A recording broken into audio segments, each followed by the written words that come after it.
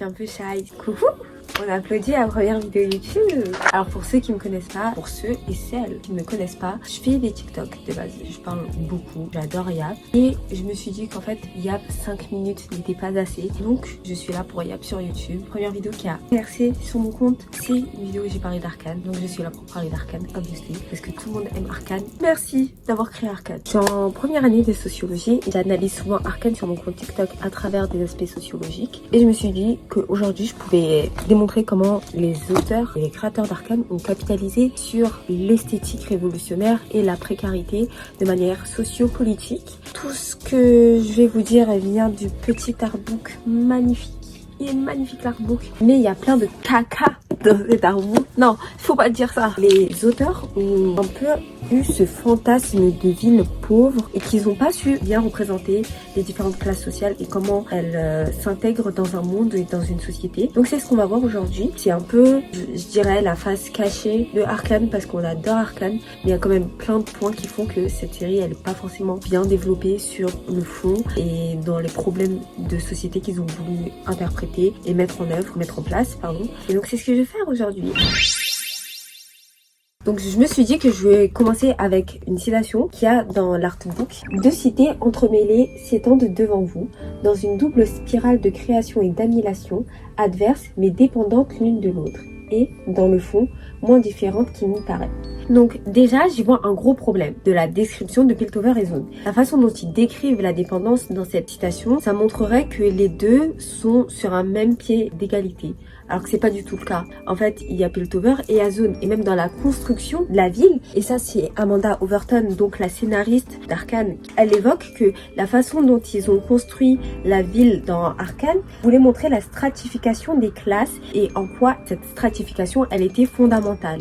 Mais du coup, si tu as conscience qu'il y a une certaine stratification des classes dans la façon dont les villes sont construites, parce que Piltover est en hauteur, elle est tournée vers l'avancée scientifique. Zone est un endroit, est une ville qui est oppressée et qui a besoin de ressources. Donc la dépendance qu'elle a envers Piltover, ça en vient au terme même de survie. Zone cherche à survivre à travers le peu de ressources qu'ils peuvent tirer de Piltover. Et Piltover, eux, au contraire, cherchent en fait toute la source de leur pouvoir et de leur progrès scientifique dans Zone. Donc là, on a une exploitation claire de ce qu'est réellement Piltover à travers Zone. Et c'est pas une dépendance qui est égale, c'est pas une dépendance qui fait que les deux cités sont en mode ah peace and love. Non, la dépendance, elle montre un réel fait d'oppression et de système capitaliste. C'est ce que dit Nicolas Framont dans son livre Parasite. Le terme même du parasite montre que la classe bourgeoise, en tout cas en France, parasite le corps des personnes précaires. La classe bourgeoise va se servir de tout ce qu'ils peuvent dans la classe précaire pour s'élever socialement. Mais en fait, le terme parasite, il est vraiment super important dans ce livre et c'est le titre de son livre.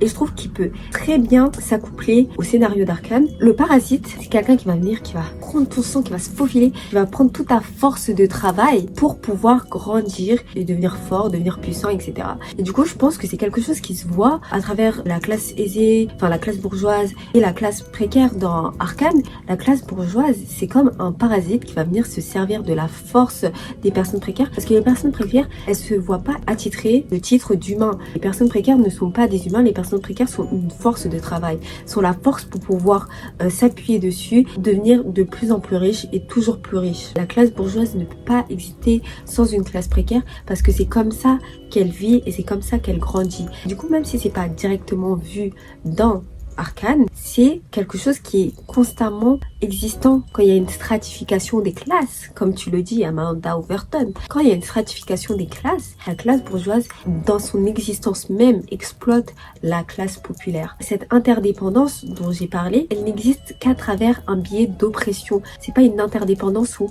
Zone n'a pas besoin de Piltover, c'est Piltover qui a besoin de Zone. Et c'est pour ça que c'est assez dérangeant pour moi de lire ça, de lire qu'il y a une interdépendance et que les deux villes ne sont pas si différentes que ça, alors que clairement si, et qu'il y a un parasite et un corps qui se fait parasiter et qui perd sa vie, qui perd toute son énergie de jour en jour, jusqu'au jour où elle décide de je prends le parasite. Et puis voilà, mais si vous ne savez pas créer des classes sociales et parler des problématiques qu'il y a derrière, il ne faut pas en parler parce que sinon ça crée juste quelque chose de très centriste et de très fatigant dans la manière de créer. Je pense que les deux sont égaux et aussi que la classe bourgeoise elle est un peu discrète, etc. Mais en fait non, la classe bourgeoise n'existe qu'à travers le fait d'oppresser les classes qui sont en dessous d'elle. Vous comprenez? On peut pas dire que Piltover et Zone sont dépendantes au même niveau et on peut pas dire qu'elles sont égales. Je sais pas si c'était compréhensible. Mais en fait, c'est quelque chose de très, je trouve, centriste dans cette idée de se dire que oui, les deux cités sont dépendantes alors qu'elles le sont pas. Je trouve que les scénaristes, ils ont essayé de créer une sorte de complexité et c'est un mot qu'on retrouve beaucoup dans l'artbook. Ce qui m'a un peu surpris, c'était oui, c'est bien plus complexe que ça en a l'air. C'est pas des gentils, c'est pas des méchants, c'est pas manichéen comme système. Dans les faits, si, en fait. La façon dont ils essayaient d'interpréter ça même au travers du personnage de Caitlyn, que si vous me suivez sur TikTok, vous savez que je déteste plus profond de mon âme, je trouve qu'il y a quand même quelque chose de très centriste. En fait, comment tu souhaites créer une complexité à travers l'oppresseur et l'opprimé pour montrer que les deux en fait peuvent s'entremêler, ça montre quand même une déconnexion même de ce qu'est des systèmes d'oppression, des systèmes inégaux et des systèmes qui persécutent même une population où la précarité c'est pas quelque chose qui peut avoir le même statut que la bourgeoisie, if that makes sense. Et donc je trouve ça assez ridicule même d'en venir à nous dire que oui, les deux cités sont dépendantes. Et qu'est-ce qu'elle dit là, petite dame là? Moins différente qu'il n'y paraît. Moins différente qu'il n'y paraît. Dans quel sens les deux cités sont moins différentes qu'il n'y paraît? Les deux sociétés sont foncièrement différentes à cause de Piltover qui a oppressé Zone. Là, cette critique que je mets envers les créateurs d'Arcane, elle est légitime. La façon même dont c'est structuré la ville, j'ai l'impression que c'est plus esthétique qu'autre chose. Et les problèmes mis en avant, ils sont pas creusés dans le fond. C'est quelque chose qui est de l'ordre de la complexité qui n'en est pas vraiment une en fait. L'argument de complexe, c'est pas binaire, c'est pas quelque chose qui est fixe en fait. Le problème, il est pas là. Parce que le problème, il est vraiment là. On peut pas se permettre de créer une classe bourgeoise, on peut pas se permettre de créer une ville qui est en hauteur, qui surplombe même la basse ville, et puis venir nous dire que les cités ne sont pas aussi différentes qu'il n'y paraît, dépendantes l'une de l'autre. Elles sont dépendantes à quel niveau et en quoi leur différence n'est pas réelle en fait.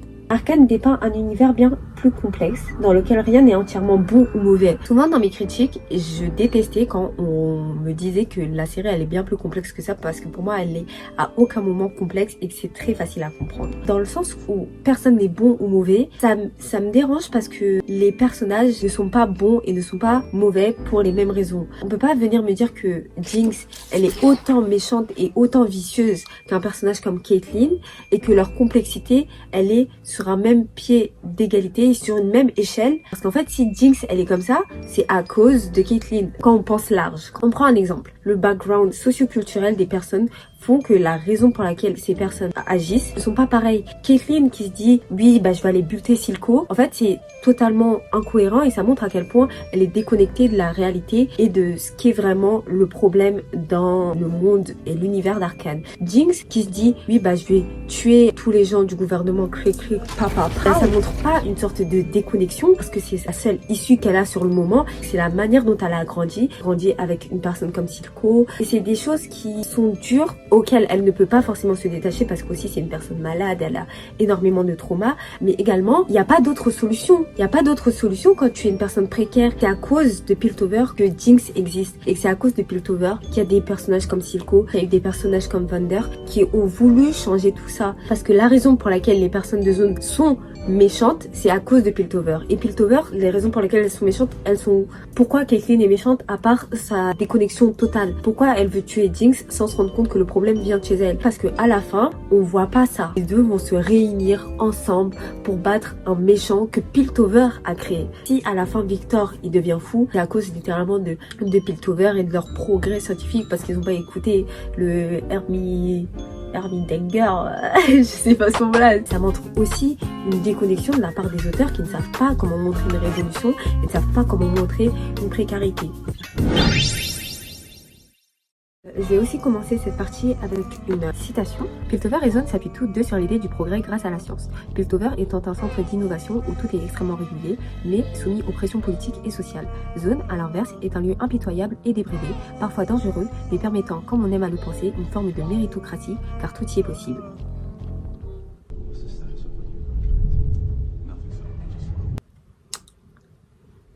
Amanda, tu me cherches. Amanda, je vais pas te mentir, tu me cherches. Désolée.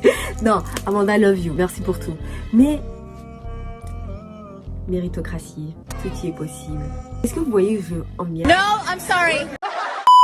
J'ai l'impression que les scénaristes ont voulu fantasmer sur toute l'esthétique de la pauvreté, sur toute l'esthétique de la personne précaire, en pensant que là-bas, à Zone, en fait, Zone, c'est le vrai endroit où tu peux innover, où tu peux grandir, où tu peux évoluer, parce qu'il n'y a pas de loi, il n'y a pas cette pression politique. Madame, qu'est-ce que tu me racontes? C'est pas un endroit où on est là, American Dream, on peut tout faire à Zone. Non, c'est pas du tout ça. On peut tout faire parce qu'il n'y a pas de loi, parce qu'en fait, tu dois prendre un câble électrique et le brancher pour te faire chauffer à Grail. Bien sûr que tu as besoin d'innover pour survivre. C'est pas quelque chose où plus tu travailles, plus tu auras le mérite, plus tu pourras aller loin. En fait, c'est pas une question d'ambition, c'est une question de survie. Si les personnes de Zone existent à travers des objets fantastiques, que Echo, il a son petit overboard, etc. En fait, c'est pas quelque chose qui vient de l'envie de créer, c'est quelque chose qui vient du besoin de survivre. Et c'est là où est la nuance qu'ils ont oublié, encore une fois, de montrer, c'est que c'est pas quelque chose qui est désiré. Il y a une esthétique qui est très cool à voir. Il y a quelque chose de stylé. Echo, c'est le personnage le plus cool. Jinx, elle est incroyable avec ses longues tresses, etc. C'est sûr que à côté, les personnes de Piltover, elles ont l'air un peu toutes carrées. Voilà, quand on va au travail, au garde à vous. Et c'est pas pour autant que ça devrait être fantasmé. Cela montre bien à quel point ils ont eu ce problème de déconnexion et de compréhension même de la classe précaire. Donc je trouve ça très gênant même de voir qu'ils pensent qu'il y a une sorte de méritocratie à Zone, qu'en fait plus tu travailles, plus tu seras haut dans Zone. Mais en fait le travail il est à quel prix? Il est au prix de vendre de la drogue, de vendre du shimmer, il est au prix de tuer des gens. C'est ça ta méritocratie. Déjà que la méritocratie n'existe pas, c'est quand même quelque chose de très bas de penser la classe comme un endroit, en tout cas de penser Zone comme un endroit des possibles. Ça, j'en avais parlé. On me dit, le peuple de Zone peut sembler opprimé, mais il est capable d'innover de diverses manières.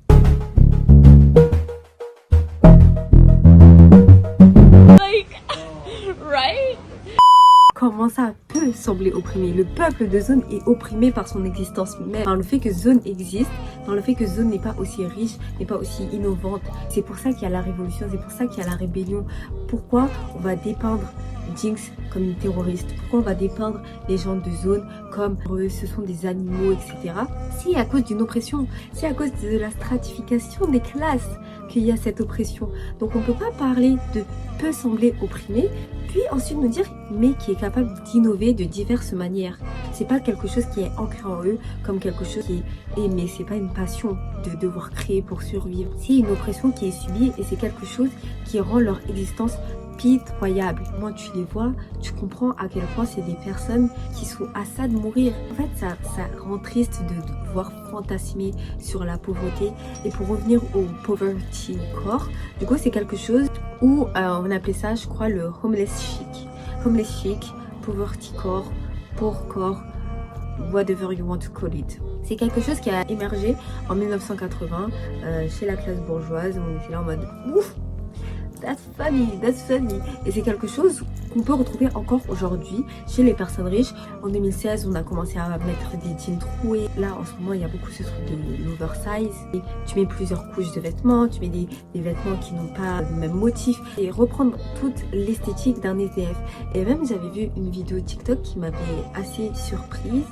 Boogie était là en mode waouh, le SDF est trop swag, trop de flow. Il a filmé le SDF, je crois, et puis il a refait son outfit. Et du coup, ça montre tout le fantasme sur les personnes pauvres en mode oh mais les personnes pauvres sont stylées, regarde son baggy, c'est pas stylé, la personne n'aimerait pas s'habiller comme ça, la personne ne souhaite pas s'habiller comme ça, c'est parce qu'elle n'a pas le choix. Oui, il y a tout ce truc en mode mais c'est trop stylé d'être pauvre, trop stylé de devoir voler aux riches pour redonner aux pauvres. Mais c'est des choses qui ne devraient pas exister dans son sens même, dans l'existence même du monde. Je comprends pas comment tu peux créer différentes classes sociales et montrer la classe pauvre comme la classe qui est en fait la plus libre, alors qu'elle est oppressée par son existence, par le fait qu'elle se retrouve même en dessous, même dans la structure de la vie, elle se retrouve en dessous de Piltover, et puis nous dire que en fait C'est là-bas que la méritocratie existe. C'est là-bas que American Dream existe. Et c'est pour ça que je trouve que le personnage de Vi et le personnage de Caitlyn et même leur relation, j'aime pas du tout la relation Caitlyn et Vi, mais je trouve que leur relation, elle démontre bien tout le problème derrière le scénario d'Arcane. Caitlyn, c'est une personne bourgeoise qui ne s'est jamais déconstruite, mais j'en ai fait une vidéo très longue sur TikTok. Et Vi, c'est quelqu'un qui va trahir sa classe sociale, qui va trahir la Honda, la trahir l'Oberta 47 pour Caitlyn. Il y a des problèmes de classe sociale, compréhension de culture qui ne sont pas abordés dans leur relation. Il y a un truc de domination et même on m'avait tapé dessus parce que j'avais dit que la dernière phrase que Vi dise qu'elle est la crasse sous les ongles de Caitlyn, j'ai trouvé que c'était quand même à la limite du mépris de classe. Et en plus, les gens, ils ont essayé de justifier ça en disant mais c'est comme ça, mais en fait, elle est pauvre, elle est précaire, en fait, c'est normal qu'elle fasse comme ça. Mais ça devrait pas être normal, ça devrait pas être normal de se rabaisser face à son partenaire, d'expliquer le fait que tu es la crasse sous l'ongle parfait et manicuré de ton partenaire. Il y a des choses qui montrent bien comment ils n'arrivent pas à dépeindre toute la complexité qu'il y a à sortir avec une personne qui ne vient pas de la même classe sociale que toi, qui ne partage pas les mêmes codes culturels que toi. Toute ta vie, tu as été oppressée par ces personnes-là. Caitlyn, c'est une keuf. Mes parents se sont fait tuer par des keufs. Et tu vas sortir avec une keuf. Et il y a tout ce truc où tu montres pas toute la peine que tu ressens. Il n'y aurait pas eu de problème si Caitlyn, elle se serait adaptée. Il n'y aurait pas eu de problème si Vi aurait montré des remords d'une manière ou d'une autre. Je trouve qu'il y a quand même tout ce truc où on manque de ça et c'est assez dommage de vouloir capitaliser autant sur le côté pauvre de Zone. Et je trouve que du coup ça montre bien comment la rébellion en soi qui a été vue. En fait, je trouve que c'était bien fait de montrer que les personnes de Zone étaient vues comme des personnes terroristes, dangereuses, parce que ça montre une réalité sociale en soi. Quand les personnes pauvres se révoltent, on parle d'elles comme des personnes dangereuses, comme des personnes à éviter. Et c'est tout de suite à ce moment-là que les personnes bourgeoises vont dire « Oh non, nous sommes en danger !» Mais au final, à quoi bon? Parce qu'à la fin, la rébellion n'a servi à rien parce qu'il y a eu un méchant bien plus fort qu'eux qui ont fait qu'ils ont dû se réunir. Et à la fin, il y a un truc tout mimi où les personnes bourgeoises qui n'ont jamais rien vu restent comme ils sont. Ils ont intégré Sevika dans le lot pour être là en mode « Yo, c'est trop bien, c'est trop fun !» Mais au final, à quoi bon? À quoi bon? Ça ne servait à rien. Je trouve que la manière dont tu montres la révolution, la manière dont tu montres la précarité, c'est comme quelque chose d'assez nul et assez raté dans la série. Voilà, je trouve qu'il y a tout ce truc de poverty core, qu'il y a tout ce truc de homeless chic où ils se sont servis de leurs fantasmes qu'ils voulaient mettre sur les personnes pauvres pour créer des choses impensables et qui sont durs à écouter, comme le fait qu'il y ait une sorte de méritocratie et qu'en fait ils sont capables d'innover et qu'à Zone et qu'à Piltover ils sont pas capables d'innover, ils sont trop restreints dans leur manière de faire. Pas nous. Mais donc, en soi, quelle est la conclusion de tout ça? Quel est mon avis sur la série après avoir lu l'artbook? Regardez comment elle est trop belle. C'est ma page préférée uniquement parce que c'est éco. Quelle est mon opinion sur la série? En regardant Arcane, j'ai adoré. La saison 1, c'est la meilleure saison selon moi. Elle était parfaite. La première saison était parfaite. Enfin, il y avait des choses à redire quand même, mais c'était parfait. C'était parfait, j'adore la première saison d'Arcane. La deuxième saison, j'ai beaucoup aimé et sur les faits, j'ai beaucoup pleuré même. J'ai senti cette dissonance où j'étais là en mode fallait peut-être pas faire ça comme ça, fallait pas montrer les classes sociales comme ça, fallait pas faire de cette ending et cette ending là, parce qu'il y a plein de problèmes qui ne sont pas résolus, il y a plein de choses qui ne sont pas faites correctement, qu'ils auraient pu être évités s'ils s'étaient tout simplement renseignés. C'était fait par des personnes privilégiées qui font qu'elles montrent la précarité sous un œil fantasmé et sous un œil qu'ils ne connaissent pas et quelque chose qu'ils aimeraient élever socialement où ils pensent la méritocratie alors que ça n'existe pas. J'adore Arcane et j'adorerai pour toujours Arcane parce que ça m'a beaucoup aidé. Prouesse de l'animation, moi je suis une fille, j'adore l'animation. Mon film préféré c'est Spider-Man Across the Spider-Verse. J'adore l'animation, je trouve ça fantastique et je trouve qu'on peut réaliser tellement de choses avec l'animation. C'est un art qui ne devrait pas s'arrêter et du coup merci Arcane pour tout ça. Merci d'avoir remis de l'espoir dans tout cet univers d'animation et qu'il y a même un chapitre, c'est le premier chapitre de la chapitre qui s'appelle La créativité comme un guide et je trouve que c'était fantastique franchement de lire sur ça, de lire sur tous les moyens techniques utilisés, c'était parfait, vous voyez. Mais d'un côté, je trouve que ça capitalise beaucoup trop sur la révolution, ça capitalise beaucoup trop sur la pauvreté. C'est quelque chose qui n'est pas assez développé. Et je trouve que ça va trop en surface et qu'il y a une sorte de plafond de verre qu'ils n'ont pas réussi à briser, ils n'ont pas poussé la réflexion plus loin. Et même si ça vient du jeu et que les lores existaient déjà, etc., je trouve que c'est trop dommage de réduire les classes sociales à quelque chose de complexe qui peut s'entremêler, et c'est pas quelque chose qui est manichéen. Et bien sûr qu'il y a des nuances à avoir, comme dans tout, il faut toujours avoir des nuances, il faut toujours comprendre les aspects socio-culturels, mais je trouve ça assez dommage que cette nuance elle s'est apportée au travers d'une relation, donc Caitlyn et Vi, et pas au travers des sociétés, tout simplement que la société bourgeoise a existé, qu'elle a connu un moment de crise, mais qu'il n'y a pas eu cet arc de rédemption, et qu'à la fin, Zone, il y a tout ce sacrifice qui a été fait par les personnes de Zone qui font qu'à la fin, je trouve que quand on est une personne éduquée, qu'on a lu des livres en fait sur toute la précarité, sur tout ce que ça signifie, cette division sociale, je trouve ça assez dommage de représenter la série comme ça. Et du coup, même si je l'aime d'amour, il y a plein de problèmes qui font qu'aujourd'hui, je suis un peu réticente à l'idée de la catégoriser comme ma série préférée, mais parce qu'on s'en fout de ma série préférée, mais de manière générale comme une bonne série. En fait, les classes sociales, c'est quand même quelque chose qui forge Arcane, en fait. C'est littéralement toute la DA de la série. Donc, je peux pas dire que c'est une bonne série, sauf qu'il y a ce problème-là, parce que ce problème-là, c'est littéralement toute la série. On peut pas se cantonner à dire que c'est quelque chose aussi simple, c'est un petit problème, un petit détail. Non, c'est bien plus que ça. Du coup, je trouve ça très dommage. Et j'adore Arcane, mais en même temps, c'est un peu une hate-love relationship avec Arcane. C'est un peu une relation toxique. Mais voilà, en tout cas, mon avis sur la série. Je suis contente si vous êtes restés jusque-là. Ça me fait plaisir. J'espère que ça sera cool de visionner une vidéo de ma part. J'espère que le montage sera dynamique, que les références que j'ai utilisées sont assez cool. Je mettrai notamment normalement les sources en description. Et voilà, j'espère que vous avez aimé ma première vidéo YouTube. Je sais pas, j'ai envie d'en refaire d'autres, mais là c'est les partiels, donc voilà quoi. On va juste wait. Et puis voilà. J'espère que vous avez aimé les copines. Je suis toute shy, je suis toute stressée, mais j'espère que vous avez aimé. Love y'all. Voilà.